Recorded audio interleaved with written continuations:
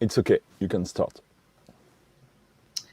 Okay, so hello, I'm June, and I will be your interviewer today. So, can you introduce yourself a little bit? Yeah, my name's Tim Wright, also known as CoLDSToRAGE, and uh, composer, musician, a few other things beside, but mainly we're here to discuss the music side. So, history-wise, I started writing music when I was 3 or 4 years old. We'll skip a few years. I eventually get to my dream, which is to compose music for computer games. So the first job I had was kind of scary. It was Shadow of the Beast 2 on the Amiga, and then on from there, Lemmings, and then to console, doing things like Wipeout, Formula One, Crazy Ivan. Um, and then, yeah, I still compose for the occasional game now and again. But I guess the there's a few games that really stand out that people remember. Obviously, Wipeout is one of them, and Mm. Lemmings. It's bizarre. I have kids come up to me and go, "Oh, you did the music for Lemmings." I don't know how they know Lemmings. So yeah, currently living in Switzerland, um, but obviously you can tell from the accent. Originally, people say English. I'm Welsh, so Oh, okay, kind of lost the Welsh accent a little yeah, along the way. because I was expecting a strong accent, and I was a little bit panicking, but it's fine. Okay, thank you for introducing yourself. So, you said you started at 3 or 4 years old uh, to get into music. So, what was your first introduction to electronic music? Like, how did you get started? Electronic music, I guess it's going to be Jean-Michel Jarre. So, Mm, cool French guy. yeah. And that was bizarrely through UK television programs because they really loved his music because it was kind of futuristic and sci-fi sounding. Mm, So it was used on a lot of TV programs. There was one in particular called Where There's Life, which is kind of I think it was like a medical sci-fi, well, not sci-fi, science kind of program. So that was the first introduction. I thought, wow, that music's amazing. mm, Um, Vangelis, obviously, because of Chariots of Fire and Blade Runner and all that kind of thing. mm. And then one day, Kraftwerk, and I was like, Ah. wow, what's this? This is kind of like really basic but really melodic. Um, so those were kind of like sounds that were bubbling away all the Mm, time. But when I really started to enjoy it was when we had the likes of in the charts Howard Jones, Nick Kershaw, Human League, um, New Order a little bit, but that kind of era. So my dream was to be Howard Jones. okay. Yeah, in the charts playing synthesizers. Yeah. So, is that how you started with a synth? Um, well, the music composing was actually a little acoustic guitar, not Yeah. even a full size, like a student one, like a little kid's one. Um, and my auntie, she had access to musical instruments because she taught in a school. So occasionally she'd say, "Hey, I brought you another instrument to play with," and she'd bring me like a bass guitar, and I was like, "Well, what am I supposed to do with this?" "Well, just play with it." So that was fun. And then one day she brought home somewhere between like a Casio Bontempi shitty keyboard and a proper synthesizer. I can't even remember the actual brand name, Mm, but it was actually pretty good. Yeah, it made some more synthy sounds than just cheesy piano and so on. And I was supposed to have that for 2 weeks. And after a month and a half, she's like, "I need it back. I have to have it back." So I did actually use that to compose a few little tunes, which I would record to cassette tape. Didn't have like a 4-track recorder or anything like that. Literally had to just play it all live. Um, so yeah, that was my kind of first taste of electronic music. But the real secret was through computers. So Commodore 64 SID chip. Well, actually, I wrote some music on a VIC-20, not the best sound chip. But then when I got the 64, the SID chip was amazing. And then obviously the Amiga with the 4 channels mm, sample mm. sound, that was when I could really just explore a bit more. Okay, that's very cool. And so the way you got into video game music was through the Amiga? Yeah. I did create a few games on the Commodore 64, like real amateur stuff, Okay. and I sold them in school to my, school friends. But it wasn't up to the quality where you could actually sell it in a store or anything. But it was a good start. And then, because from a large family, so I've got three brothers and a sister, and all three brothers, in some way or other, got into computer games and computer programming. And so I started out with the Commodore 64, trying to program my own game. So it was going to be a vertical scroller, shoot 'em up. So I drew the ships, I drew the stars, I programmed the screen moving while the ship's moving around, and then also some music in the background. And then I ran out of raster time, CPU time, processing time. I was like, oh God, what do I do now? I've got lots of other things to do. So my brother came in and said, oh, what are you doing? And he checked out what I was doing and he goes, oh, this is cool. I want to learn how to program. So I just left him to it. And he came back like a few days later, hey, I optimized your scroll routine and now you can do this and that. And I'm like, okay, so maybe I'm not the programmer. Then my other brother came in and he's like, oh, you're drawing spaceships. I'm like, yeah. And he goes, oh, can I play? Sure. And he drew this ship and it was amazing. Okay, so I'm not the graphic artist. So I just stuck to the music. I found my proper home. So yeah, when the Amiga came along, I started to practice with that and started to create some tunes. Sent some demo discs, literally discs, floppy discs, Mm. off to various computer games companies, and most of them said, "Yeah, not bad," or "Yeah, pretty good, but we don't need anybody." But eventually, it's a long story. I won't go into it. But eventually, I got down to London and met with Psygnosis, Yeah. me and a few other guys, and we created a Pugs in Space demo. And I created the music and the sound effects for it. And they said, we love that. So, hey, come do some more work. So my mind was blown. And then I was just immediately in computer games music. It wasn't even like you know, a little kind of quest that took a while. It was just boom, do this really Mm. major game. So super lucky. Yeah, that's amazing. And working with Psygnosis, how was it? Like, did you have time to work on your own projects as well, or did you go like full all in video game music working with them? Um, so at the same time that I was doing the initial games music, I had a friend in a nearby town called Sean, and we created this band called Redshift. Sciencey, and we started creating music. He was like a massive fan of like the 80s music as well. Mm. So we started creating music, and I was singing as well. And then we decided that we would like a female voice. So we had a couple of ladies come in, and eventually one girl who came in, and she was really good. Um, so that was kind of going on at the same time. It didn't get too far, but we created an album, and it's out there from back in the days, early 90s. But yeah, the main thrust was doing computer game music. Mm. So I started out as a freelancer. So I was just providing music for Psygnosis games and for other companies as well. Some big titles and some not so big. Some that even crashed and burned and didn't get released. But eventually they said, there's so much work for you. Would you like to come work full time? And at that time, it was a kind of a small thing, really. There were maybe 20 people, something like that, in a small place down on the docks in Liverpool. But gradually, as time went by, more and more people came to work there, and of course, Sony bought them Mm. because of the PlayStation. So yeah, I was kind of right from that start position when there was just a few people, and I saw it grow. So that's kind of exciting. Yeah. And typically, how was like the process for you creating music for video games?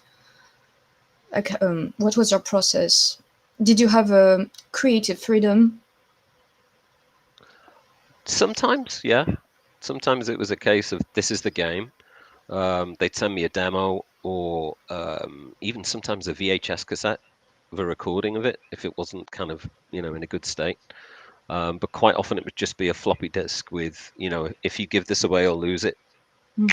you're screwed. Um, so to be careful. But then I would watch that and play the game, and then maybe just get the. By this time, I did have a synthesizer and a little drum machine, so maybe I'd play out some different ideas, and then you get to the point. Okay, so I need to actually compose the music now, and they'd give you a list. So you need the title music, you need the high score, you need you died, and then level 1, 2, 3, 4, 5 or something. Um, Sometimes if there's like a part in the game where you're doing settings and choosing things and buying stuff, you'd have a little jingle that plays while you do that. And of course the sound effects. Mm. And back in the day, it was a case of quite often a case of you couldn't just provide music and sound effects. You needed the software behind it, the play routine that would actually, every frame play the music. And then because you've only got 4 channels, steal a channel, play a sound Mm. effect like a gunshot or an explosion or something, and then bring the music back again. So, of course, who do I know that's amazing at programming? My brother Lee. So I said to him, hey, I've got these jobs, but they really need a music play routine. So he created one that actually became kind of semi-famous because it was so fast. So that's why you'll see in a lot of Amiga games music by Tim and Lee Wright. Hmm. Okay. So yeah, and I'm happy with that. Mm. He's also kind of a musician. He's written some music, and he used to play the piano as well. So, but his main thing is the programming. So yeah, that's kind of that was the process. I need a play routine. Creating the sound effects, I would sample anything. Sometimes you can find some nice sounds on certain films, which we won't talk about, just in Mm. case. Yeah. Um, explosions Yeah. and electronic sounds. A lot of people did that. But if you could create something yourself, like by scraping a knife on some stone for like stone doors opening, that kind of thing, yeah, it's great fun. Okay. That's incredible. And after Psygnosis was acquired by Sony, did your work environment change, or how did that affect you as a composer? Well, in the early days, it was just me in my bedroom with a shitty ghetto blaster. That was the monitoring system. And then I found some speakers in a charity shop, and I thought, hey, they look good. They weren't so great, but they were a little bit better than the ghetto blaster. But when I started working full time, they set up a room in this not so great place. It was like a big warehouse. So the room was a good size. It was like maybe, I don't know, 10 meters long, maybe not so big, maybe 8 meters, and maybe 2 or 3 meters wide. But then you look up and it's like 20 meters, 15, 20 meters. And, like that kind of metal for a roof. So not really well insulated. Mm. And also, like if it rains or if you get like hailstones, you can't even hear yourself think. You can't even hear the music. Yeah. So yeah, that was really. It was okay most of the time, but kind of shitty. But the equipment was good. Mm. So when Sony purchased Psygnosis, they said, "Okay, we're going to move all of you guys to this really cool glass building that's being custom made for business startup in a place called Wavertree, which is kind of close to Liverpool. Maybe it's part of Liverpool. I don't know the geography perfectly. And we had some guys come in to design music studios for us to the specification that they use in the BBC in the Okay. UK. Um, there were different types we could choose. So we went to a few places, sat and listened to music in there. We were like, okay, we like this one. Mm. So what's this one? Oh, it's like BBC Studio #1. That's the kind of format. So we had guys come in and build these for us, um, and even more equipment. So we got treated really well. There was me and Mike Clark. We were the initial 2 musicians, and then they added, I think, 3 more in total. But yeah, they took the music and the sound effects really seriously. And of course, it looks good when the Japanese guys come over. They show them the programmer's room, and then they show them the proper music studio. Yeah. Yeah. So no, it was great. We were looked after really well. Okay. And so you said you were while working on the games, you had to like. Did you play every game you've worked on? Yeah, to an extent. Some of them, if I really liked it, I played it to death. Um, so, and some of them you have to play each level so you get a vibe, get a feeling for what it should sound like. So yeah, the Shadow of the Beast games, that they were crazy because I'd get sent a disc and then I could load it up and play that level. And the guy that ran the company, Martin Edmondson, was so keen to get the music and get it in, keep the schedule going. There was a thing that you could do in the UK, which you can't do anymore, where you could go to major train stations and there was this service called Red Star, where you would go up, you would give them a package, and you'd give it to like the conductor guy or some woman behind the counter, and you would pay like a lot of money back in those days, like maybe £40 or something, which is a lot of money. And then they would put this in a big bag, and it would go up to Edinburgh or down to London or wherever, as fast as the train goes, and then you could meet the train at the end and just get your package. So kind of like a super long distance courier. Yeah. Okay. So yeah, I think 4 or 5 times I had to do this. I had to go to Liverpool.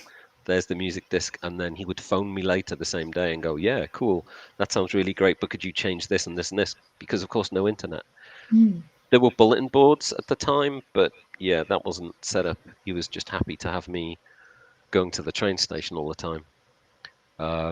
Yeah, so I think I kind of went off topic there a little, maybe, No, but that's very interesting. I didn't know about Red Star. yeah, Yeah. So, what was your favorite game that you've worked on? that I've worked on. People would expect me to say Wipeout, I Yeah. suppose.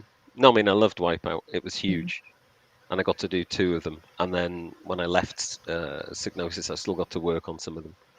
Um, Lemmings, I probably played way too much because I got one of the early versions of the game, and so I wrote the music pretty quickly.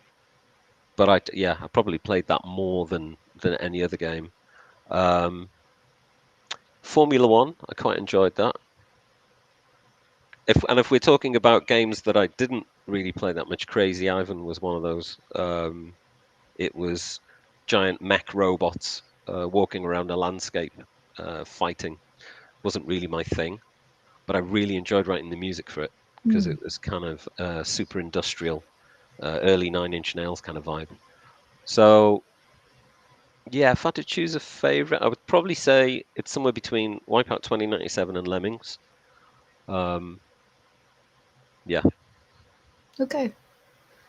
Um, I'm sorry, we're gonna talk a lot about the Wipeout series, but um, on the first Wipeout, you were the main contributor to the music, and then in Wipeout 2097, the original version features mainly licensed tracks by more mainstream artists.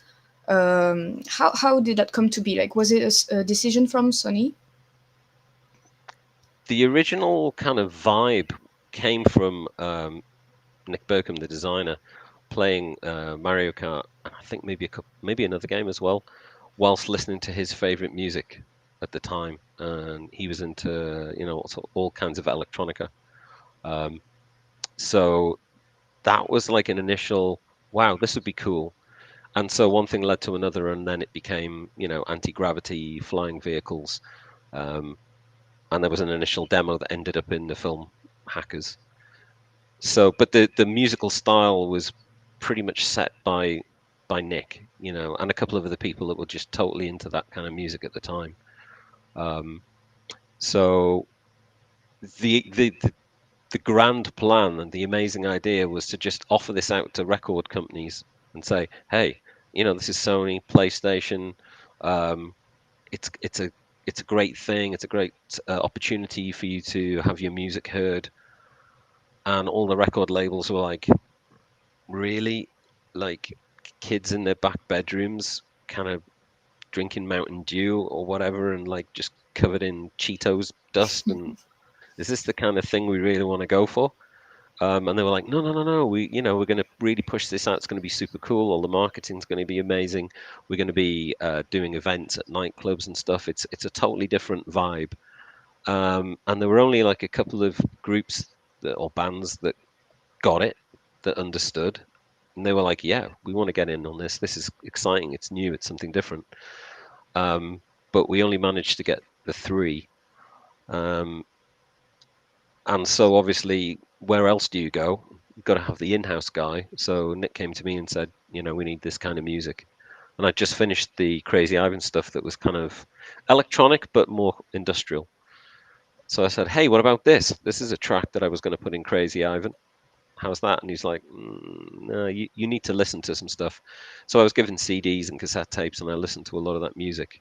And that's kind of how I thought, right, okay, I kind of get it. I get the vibe, but it's not really my thing. So we'll just see how it goes. And it ended up just creating something that's in that genre, but my own style, which is just like a little bit of melody, this chunk of song, and then I panic and think, I can't stretch this out like all these other guys do because it's just boring. So I'll make another 30-second chunk, another 30-second chunk, another, and then there we go. That's like 4 or 5 minutes, and I find it interesting, so it's cool. So that was the plan, and like I say, people didn't get it.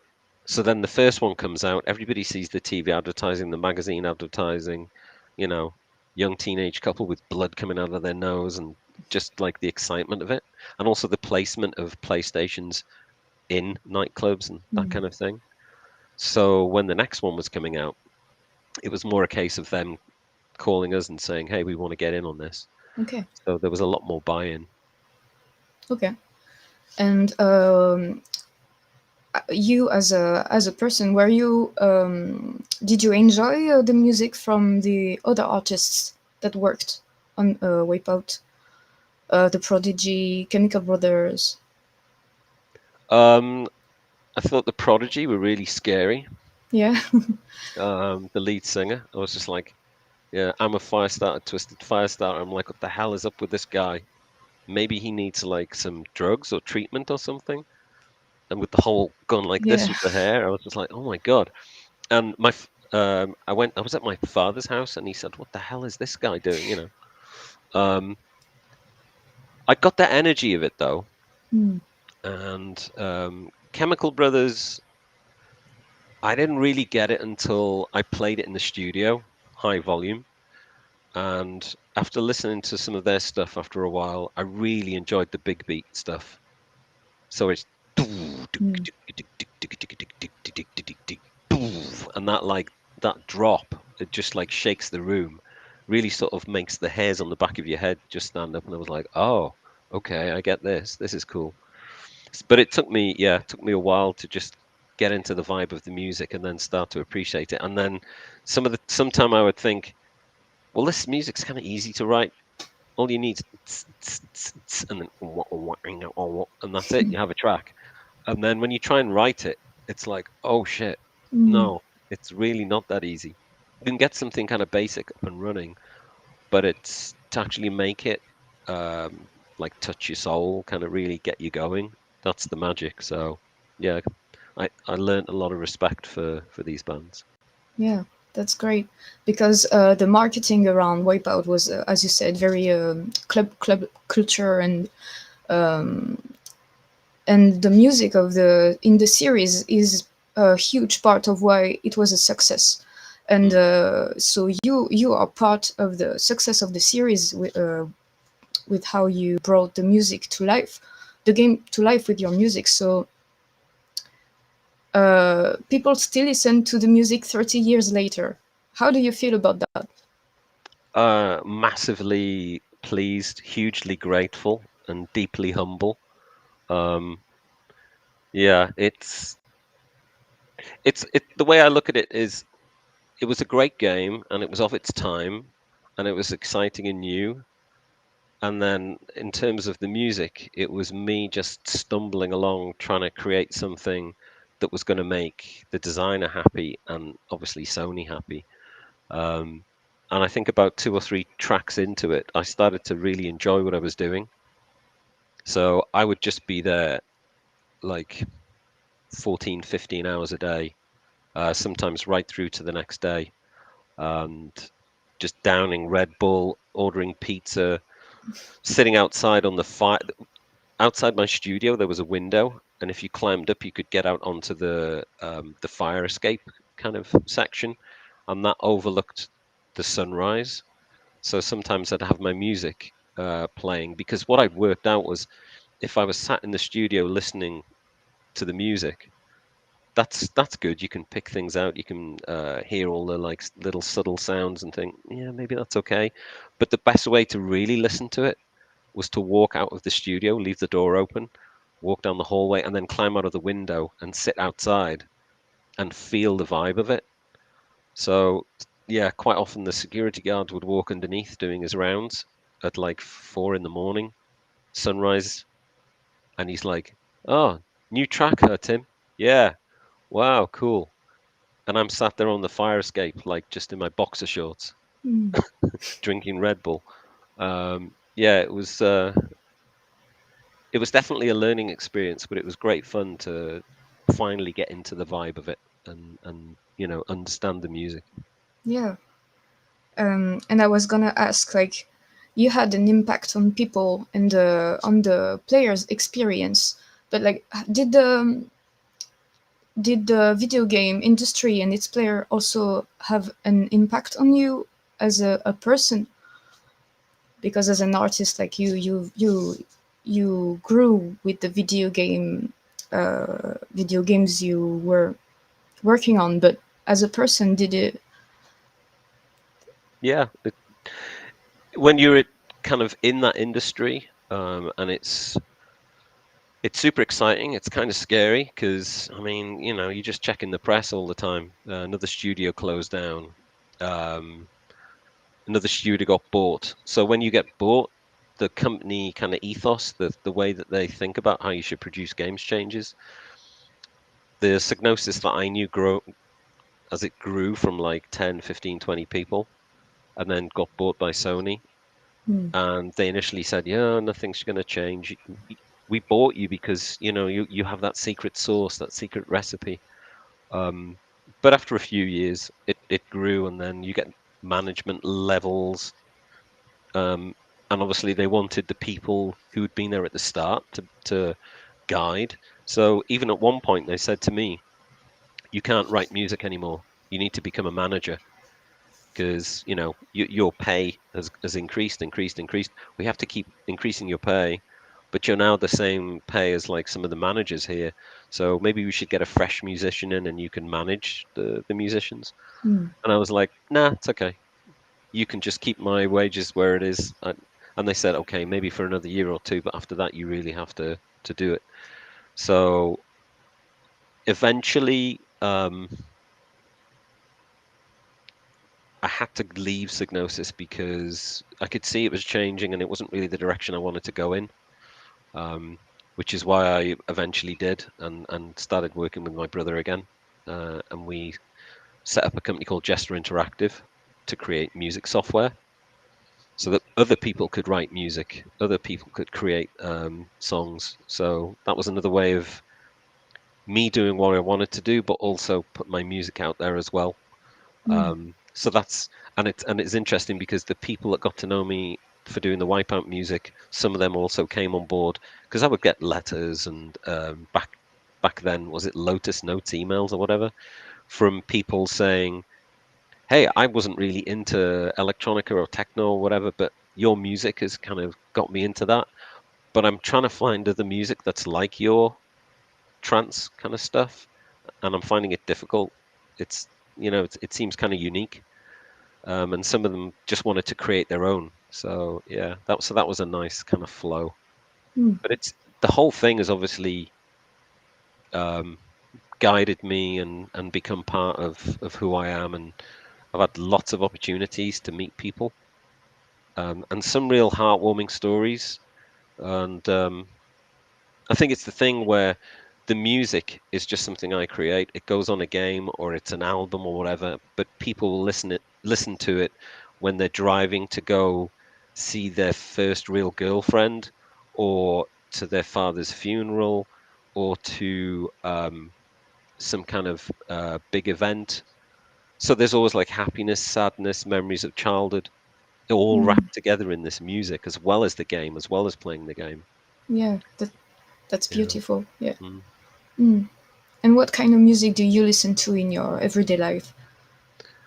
Oh, it's a real smorgasbord. Yeah. Yeah.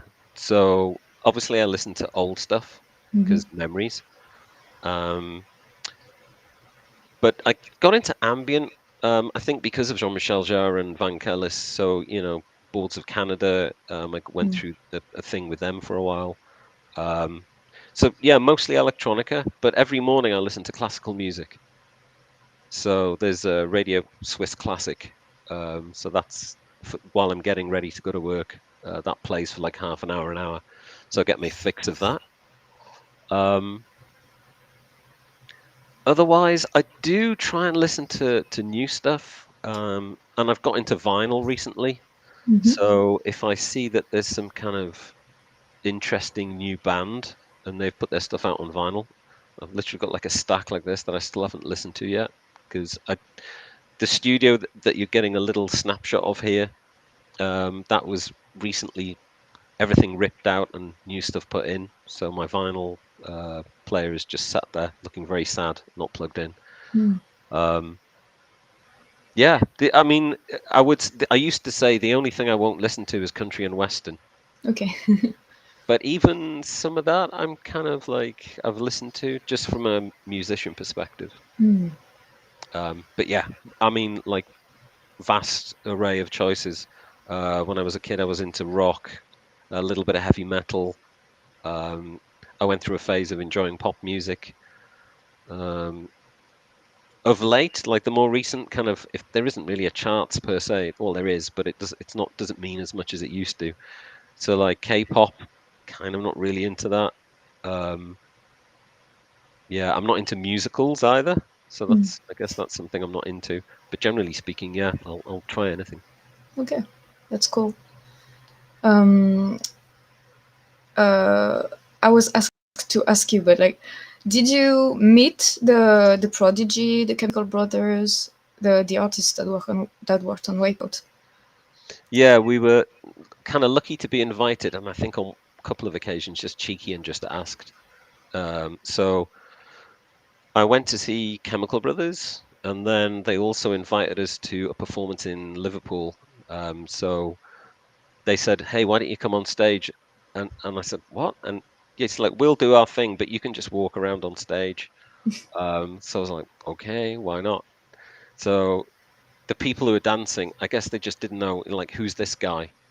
Um, but it was fun to just be on stage and just kind of like dancing and just being stupid. Mm. Because back in the day, had a little bit to drink and then just bouncing around the stage. And yeah, I was standing on the stage and I kind of walked around to the other side because I realized I was kind of in the way that people couldn't see the Chemical Brothers. And as I went around to the right hand side, this lady just went like that and showed me her boobs. I was like, whoa, what the hell? So kind of rock and roll lifestyle, little taste of that. I went down to London to Strong Room Studios to see Orbital. Those guys were really sweet. Had a long chat with them. Um, because I didn't really have much electronic music at that point. They'd heard the Wipeout stuff, and I took down the Crazy Ivan on a CD, and I played that to them, and they went, "Oh wow, when did this come out?" I said, Mm. "Well, in the game, sure, but not as an album." I said, "No, you need to get this out. This is really good." Um, so I think I did release it like 25 years later. Took me that Mm. long to put out. Um, and they took us to see a band playing, Mice on Mars, and a few other bands. Um, and I've kind of kept in touch, and I did visit Paul down in Brighton quite a few years ago. And Left Field, we didn't really get to meet them a lot. We just said hi, and they invited us again to a gig in Liverpool. Um, that was pretty scary because they had a reputation for playing loud. So we went to the kind of sound check where they were playing some of the big tracks, and we just like you couldn't breathe because your chest was just like vibrating from how loud it was. So we spoke to the guy on the front of desk, with the mixing desk, and he said, "What do you think?" Holy shit, this is crazy. It's so loud. And he goes, "Oh yeah, this is just half volume." like on the night it's going to be. And we were like, oh my God. So on the night we were there, we're dancing.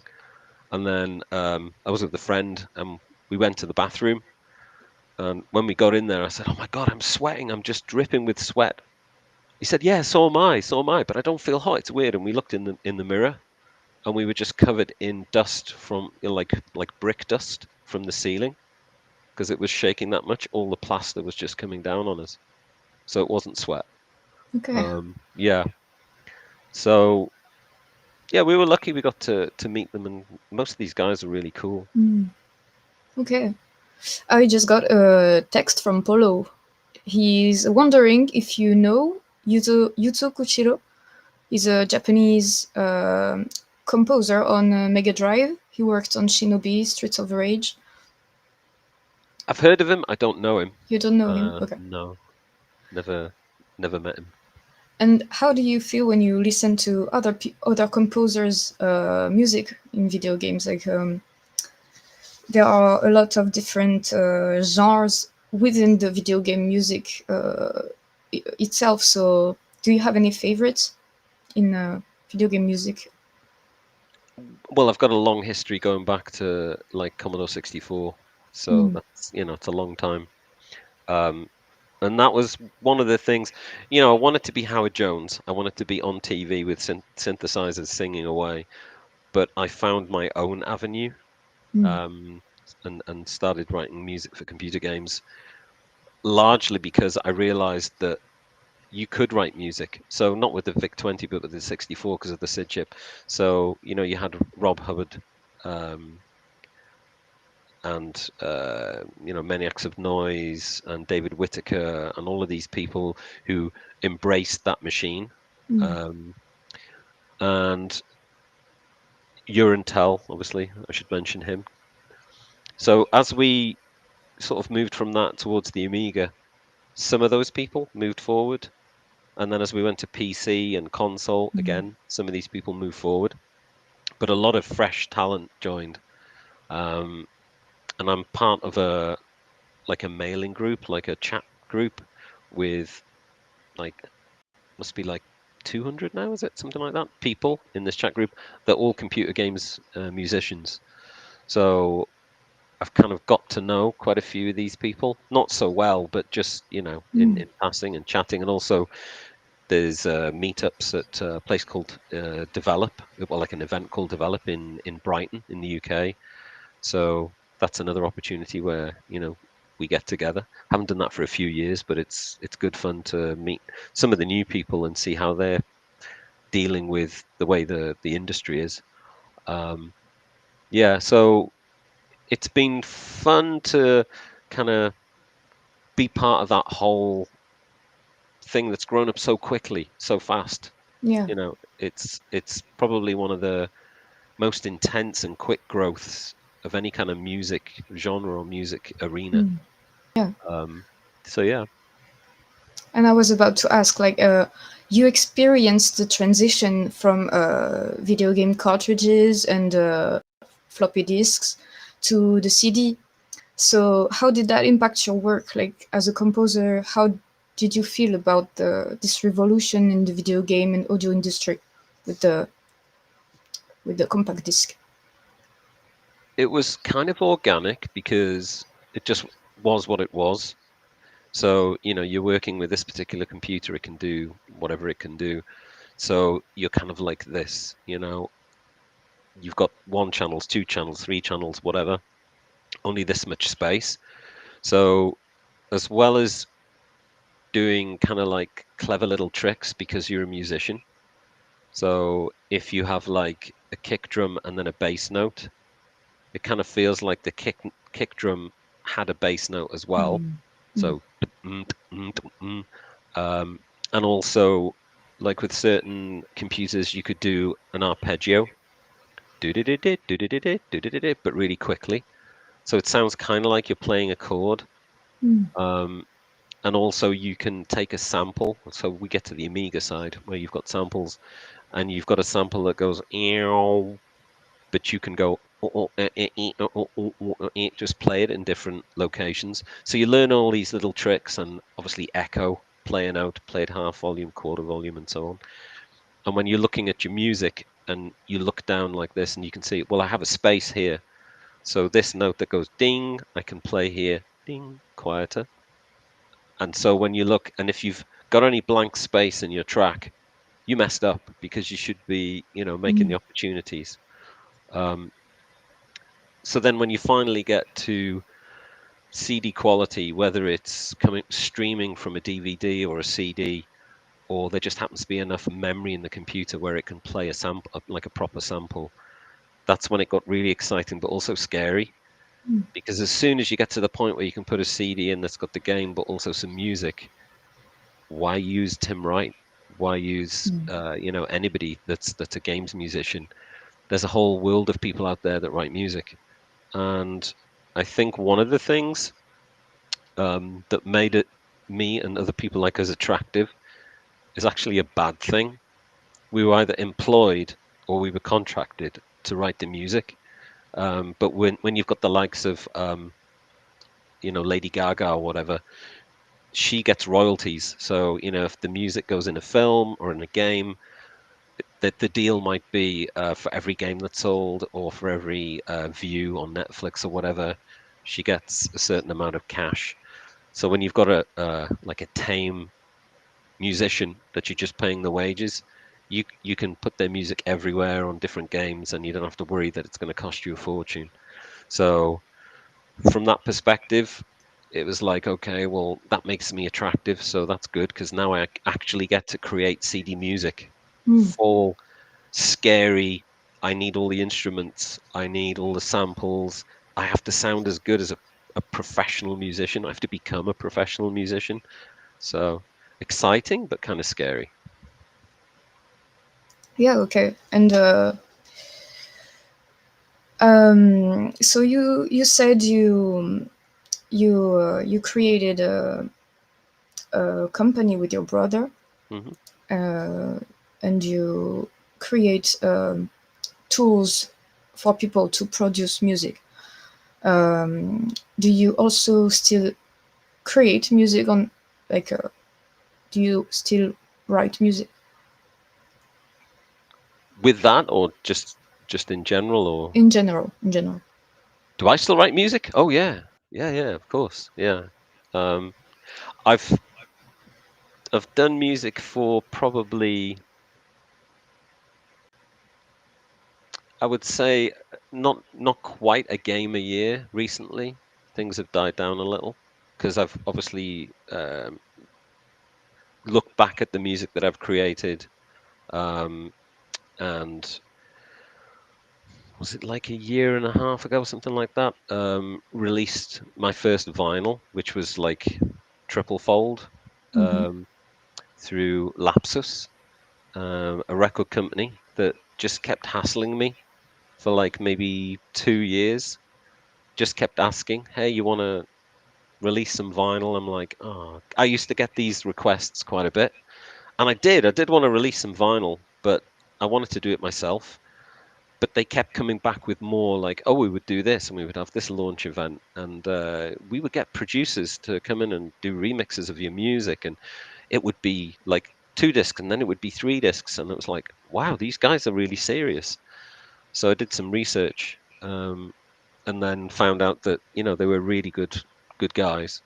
So that came out, and then this month, middle of the month, is the second one. Um, it's all the Wipeout music.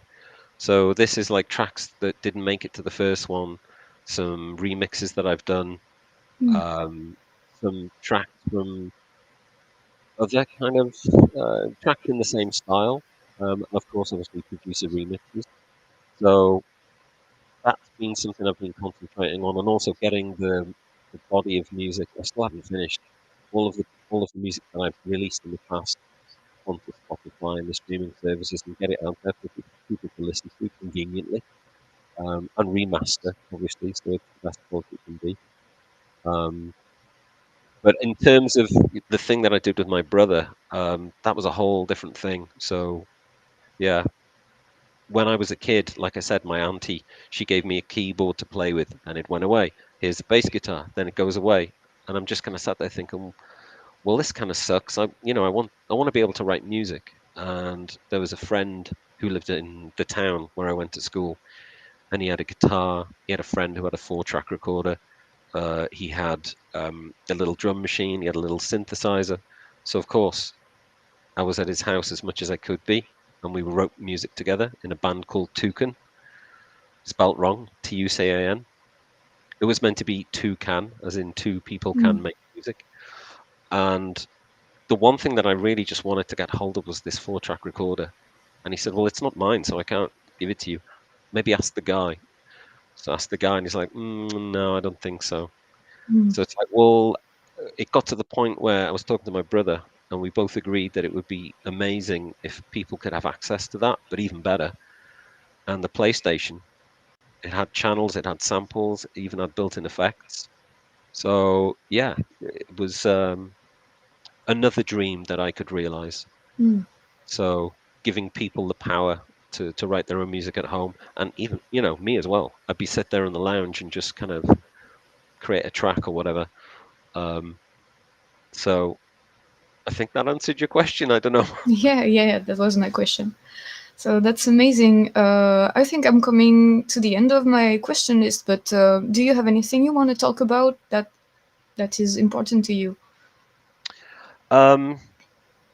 Yeah, a few things really. So the event that's coming up this weekend, I'm really just amazed and humbled how much effort has been putting into this.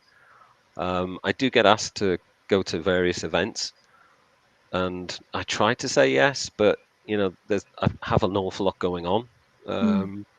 So I'm an old guy as well, So like I'm 58 now, so I'm kind of looking to maybe when I retire I'll do even more, because that's another joy, is the fact that I kind of started a little bit later. I was a little bit older than some of the guys when this started to happen. So the people who remember Wipeout, people in their 30s, it's kind of upwards. So, and then sometimes even a little younger, you get the older brother that goes, "Hey, here you go, have my console." So the young kid gets to play some of the games. So yeah, it's like quite a wide age range, and also like worldwide as well. So when I look at the statistics of the music that's played on Spotify of which country, it's like 100 and something countries. It's like I didn't even know that Wipeout was released in that many countries. So yeah, so I just want to say I'm grateful for you guys for this event this weekend. I'm really looking forward to it, and just in general, everybody that just keeps listening. The number of listeners keeps growing, so it encourages me to create more. And yeah, I've got a stash of unreleased music, so that's all going to have to come out at some stage.